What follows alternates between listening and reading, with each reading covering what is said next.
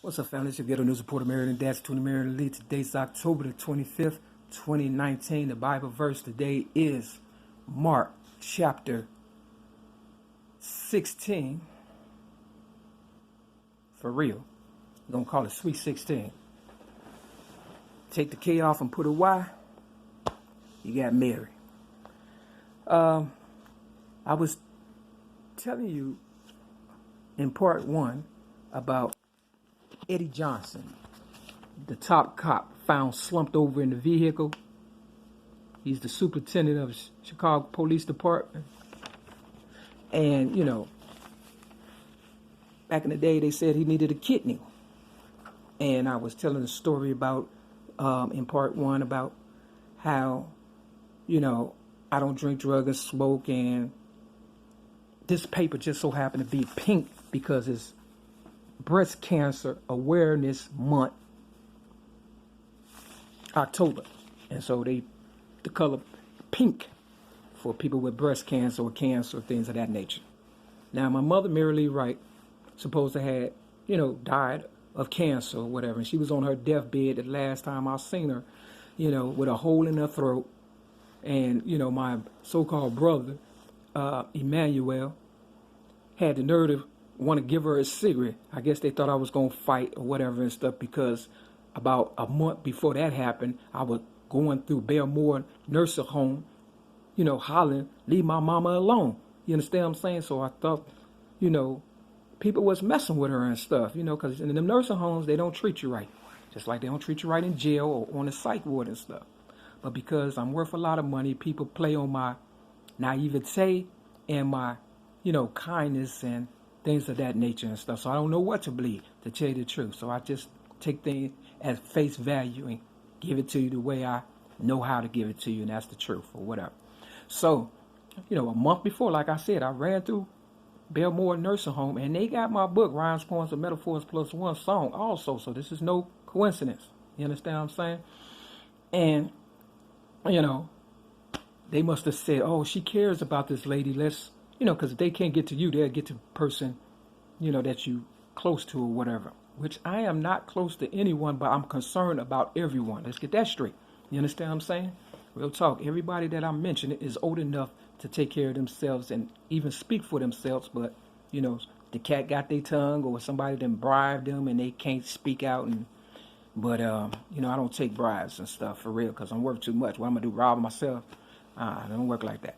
So, you know, she was on her supposed to be deathbed, and then she's supposed to have died, and we buried her, you know, March 23rd of 2000, okay? That's the last time I seen her, okay? Long story short, they needed a kidney, and they knew I didn't drink, drug, or smoke.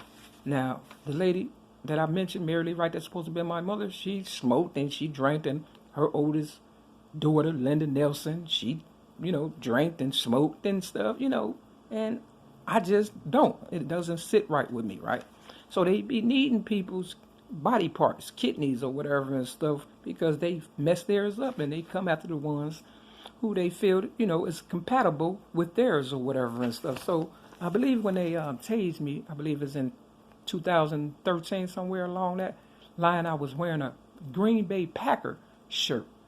And, you know, I needed a quarter to get on the train on 87 and the Dan Ryan in Chicago. And this lady, she was going to give me a quarter for real. But the K9 unit, young guy, black guy, told her, don't give her nothing. You know what I mean? Just like that, as if it was his quarter.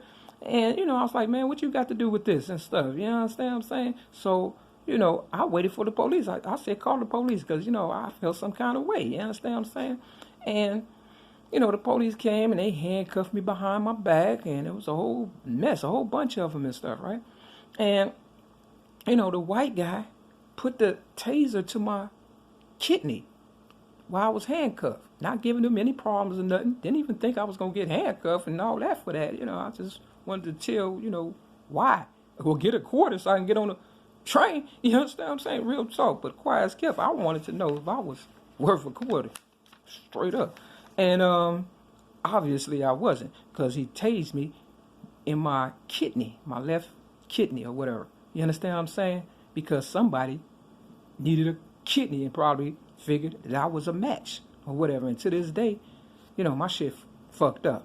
You understand what I'm saying? Real talk. And it's 2019. You know what I'm saying? So, I'm like, damn, I didn't even realize I was bleeding until somebody told me or whatever, that when they was walking me up the stairs and to the police car, to the police station. I'm thinking I'm finna go to jail for God knows what. They didn't even charge me. Let me go, bloody shirt and all. And I took the bloody shirt, got on the train any damn way, showed people later on, what they did to me and things of that nature for no reason why I was handcuffed. Now, just recently in the news, this white guy, he was tussling with this 11-year-old girl. You understand what I'm saying? She wasn't doing nothing. Even the person that was filming the stuff was like, that's not necessary. You understand? She's not, giving you any problems. She's just telling you to leave her alone or whatever the case. See, they be over-aggressive. You understand what I'm saying? There was no need for him to tase me, especially once I was handcuffed. I mean, that was a low blow, for real. But because people want me dead for various reasons, I'm worth a whole bunch of money, and it's crazy. And they monitor everything that they do to me, and they brag about it. I was all the way in Gary, Indiana, and seen a mural. I'm going to try to find a video and put it in the link. Seen a mural, you understand what I'm saying, of the buffoonery they did to me that day or whatever and stuff, pertaining to me getting tased in my kidney. Long story short, Eddie Johnson needed a kidney. I don't know if he wanted mine, but his son ended up giving him one of his. And then, in this paper that came out last Friday, you understand what I'm saying? It said that, he was slumped over or whatever in his vehicle. See, even the police need help. So if the people you trying to kill off, like good law-abiding citizens, you understand what I'm saying, don't help and rescue you, I mean, waiting on the police to help you. Did the police help you? No. It was just a citizen walking by and seen them. So you never know who's going to save you. And that's why I try to treat everybody with respect. You understand what I'm saying? Until they, disrespect me, and then I have to let them know. Look, you understand what I'm saying? Another time, I was going through hell because I've been going through hell all my life. You understand? It's 46 years. It's basically 52 years since I was a baby, okay? But I've been on this war path, that's what you want to call it, for 46 years trying to, get some respect from people who don't deserve it but want it and don't want to give it to me, if you can understand that. It's weird. Shoot, I remember I believe these are my train of thought, because this stuff is cunning, baffling, and powerful. But remember this Bible scripture, Mark chapter 16, because it's all about, people just want stuff for nothing. They don't want to earn it. They just want to take it, and they see you doing the right thing, and then they say, you ain't one of us. And I'll be like, what does that mean? I remember when they made me homeless, and I had to go to MARY-L33 hospital to get some rest because I was tired and stuff. And I'm in my own private room and stuff, and I'm resting, trying to rest, and about a week went by, and this white lady brought a teenage girl in my room and had her start kissing on me. You understand? Real talk, this real shit. And I woke up out my sleep like, what the fuck? And she said, the white lady, you're not one of us. You gotta go. I said, well, just give me my money, no problem. See, if you don't want my help, just give me my money and I'll be gone. For real. Y'all made me homeless. I was driving. You know, understand what I'm saying? They stole my car. May 31st, 2008. I got my license today, but they don't want to give me my car so I can get the fuck away from their ass and stuff. And my money, and I mean, if you don't want me, just give me what's mine. That's all I'm asking and stuff. But they using my driving license in vain. I'm getting letters at this one shelter saying that, Cadillac is charging me for repairs. And I never had a Cadillac, but I did get my license when I was a teenager in a brand new Cadillac. So they keep track of all that and stuff. You understand what I'm saying? Never had a Cadillac, though. I could have had a Cadillac, but I chose not to buy it because I knew all the other cars that I had, they was breaking into it, hitting it, and I didn't want to get a brand new Cadillac and have to run somebody over for some dumb shit. So God told me just tell the story, and that's what I'm doing. You know what I'm saying? Long story short, though, it's all about cancer. You understand what I'm saying? They gave me cancer in 2016, and I believe they gave my mama cancer, but I know she got the cure. You understand what I'm saying? The best cure for cancer is to not smoke. I don't drink, drug, or smoke. But because they know I don't drink, drug, or smoke, they smoke around me, blow smoke in front of me. You know what I'm saying? All kind of shit. But this say together, we answer cancer. You understand what I'm saying? Which means they got the answer.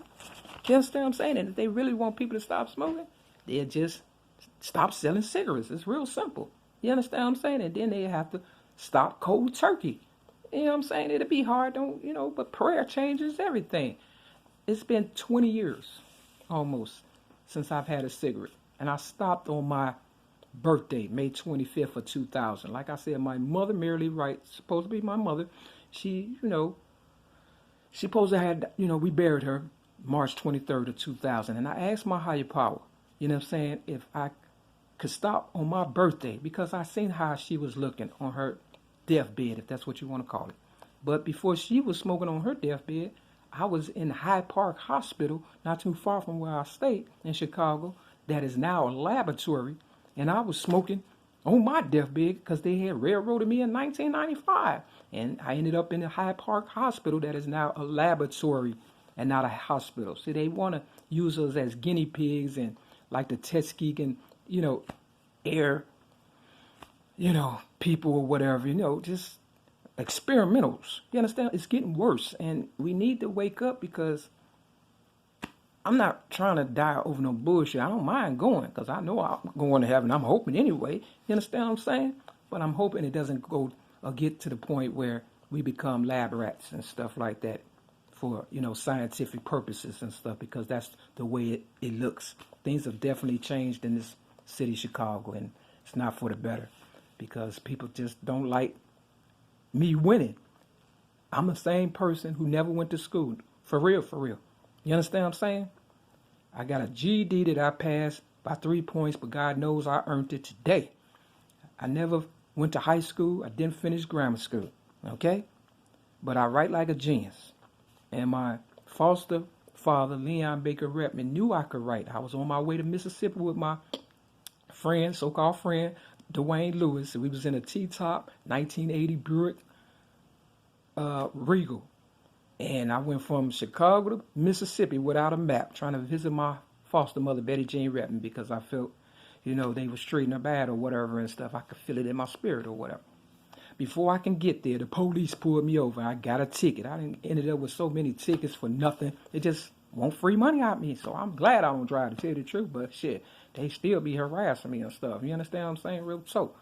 And, by the time I got to Mississippi, she seemed to be okay. She was in a, wheelchair or whatever. I don't know the games people play, but I had read my poem one time to him.